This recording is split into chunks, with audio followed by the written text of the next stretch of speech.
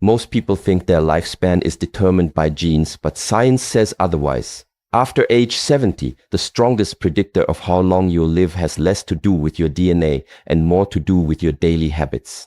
There are 7 powerful signs that silently reveal how much time you really have left. These aren't guesses. They're backed by research, and they show up long before illness ever does. Stay to the very end, because the final sign is the most overlooked one, yet it predicts whether you'll stay alive or simply exist. Your walking speed. It might seem like nothing, a subtle shift, a slightly slower pace when crossing the street, a hesitation before stepping off the curb, a moment of pause when someone passes you on the sidewalk. But make no mistake, your walking speed tells a story, and it's one of the most accurate, most reliable predictors of how long you'll live. Not because walking is exercise, but because walking and how fast you do it is a window into your entire body's performance.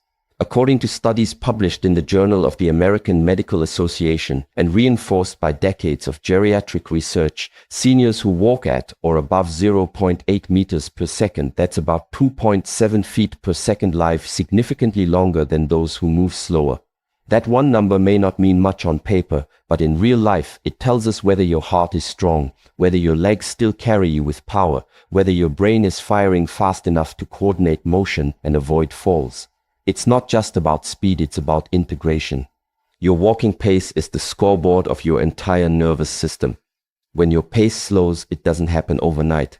It's not like your muscles suddenly give out. It happens quietly. Your posture softens. Your foot strike becomes lighter. Your stride shortens. You start watching the ground more than your surroundings. Your reaction time slips just a little. These changes are small at first, but together they point to something bigger. Your systems are downshifting. And the body doesn't do that without reason. When walking slows, it's often because of declining cardiovascular strength. Maybe the heart is no longer pumping with the force it once did. Or maybe the lungs aren't pulling in enough oxygen per breath. It might be because the hips and knees are stiffer, the muscles weaker, the coordination less automatic. It might even be a sign that your brain's processing speed, the speed at which it reacts to the environment, is beginning to lag. So if your walking speed has noticeably declined over the past year, pay attention. That is your body speaking. That is your nervous system tapping you on the shoulder, saying, "We need help." But here's the good news. This is not a one-way slide. Walking speed is one of the most trainable metrics you have. You can earn it back. You can improve it. You can add power to your stride, length to your gait, rhythm to your steps. All it takes is intentional practice. You don't need a gym. You don't need a treadmill. You just need a place to walk and a decision to move. Start with what you have. Walk for 10 minutes a day, then 15, then 20. Not just strolling, but brisk walking. A pace where you feel your body engage, where you breathe deeper, where your arms swing, where you focus on your stride. That's when the magic starts. That's when your circulation improves, your heart rate adapts, your lungs expand, your coordination sharpens, and your brain begins to believe again that this body is still ready, still responsive, still alive. Walking speed also affects your confidence. People who walk slowly often don't feel safe, and when you don't feel safe, you hesitate. You look down instead of forward. You lose your center. You shorten your steps. That creates a cycle. Less confidence leads to slower movement, which leads to more fear, which leads to even less movement. But when you start walking briskly again, you send a signal to your whole body. We've still got it. And that signal ripples into every corner of your life. Let's not forget the emotional power of movement. A brisk walk doesn't just wake up your muscles, it clears your mind. It releases endorphins. It stabilizes your mood. It resets your perspective.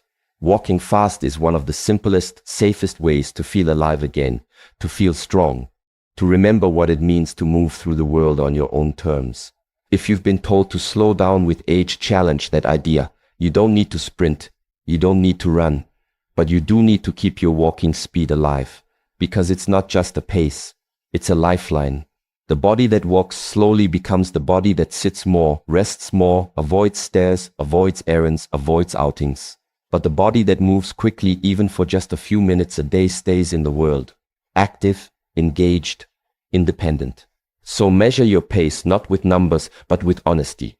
Can you walk across a parking lot without pausing? Can you keep up with someone 10 years younger? Can you finish a walk without feeling drained or sore? If yes, protect that ability. Train it, maintain it. If no, rebuild it. Slowly, steadily. Every step counts.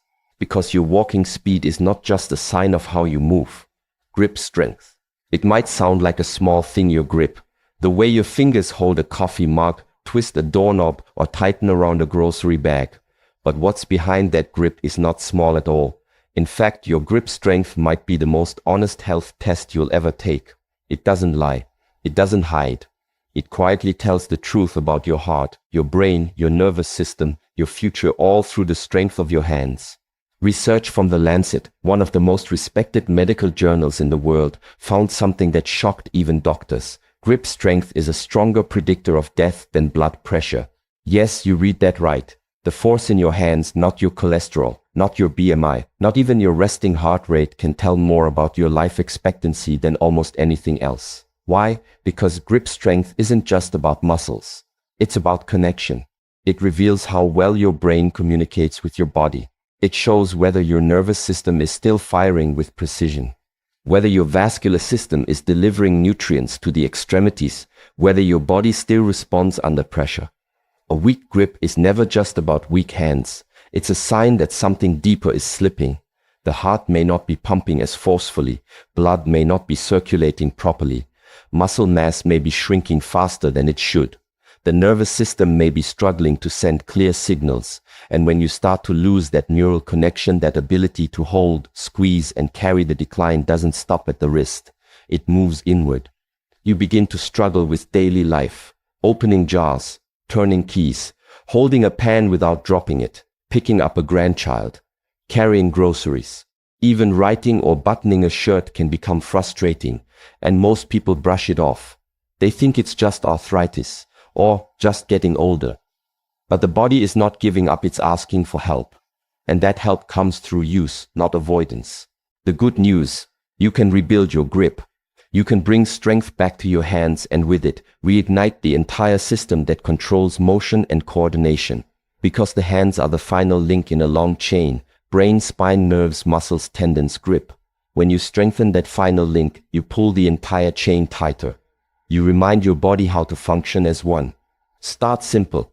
Use a grip trainer, a handheld resistance tool that strengthens your forearms and fingers. Keep one next to your couch or in the car.